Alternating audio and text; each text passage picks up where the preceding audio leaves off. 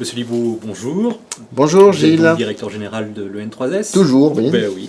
Donc nous présentons maintenant le programme 2021-2022 d'un autre rendez-vous, maintenant trentenaire, proposé par l'EN3S, qui sont les actualités de la protection sociale.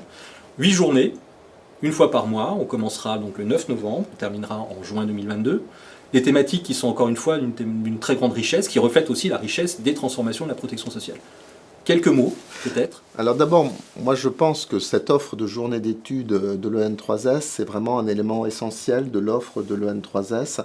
Et je ne saurais trop dire aux cadres dirigeants l'intérêt qu'il y a à sortir un peu de ces sujets immédiats pour venir effectivement et venir en présentiel, parce que nous reprenons en présentiel, avec l'intérêt aussi d'échanger évidemment avec des collègues de la branche, des autres branches, ou de même étrangers à l'univers sécurité sociale, c'est ouvert à tout le monde, donc d'échanger, de réfléchir sur les sujets, je crois, assez passionnants finalement que nous proposons cette année.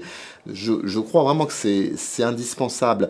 Je m'inscris aussi dans la philosophie de la réforme des cadres dirigeants voulue par le président de la République, qui certes porte essentiellement sur la formation initiale dans un premier temps, mais le N3S, comme vous le savez, donc travaille sur un tronc commun, sur un certain nombre de sujets de fond.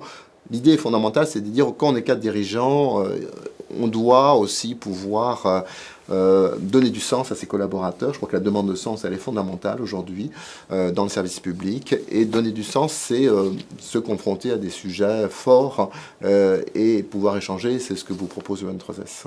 Alors justement, échanger, vous le disiez, c'est la particularité d'APS, pour ceux qui ne connaissent pas, c'est véritablement la mixité des publics, la mixité des intervenants, puisque vous avez des universitaires, des hauts fonctionnaires, vous avez aussi des directeurs d'organismes. Donc vraiment, c'est confronter les points de vue autour des objets qui sont notre quotidien, qui sont les politiques publiques de protection sociale.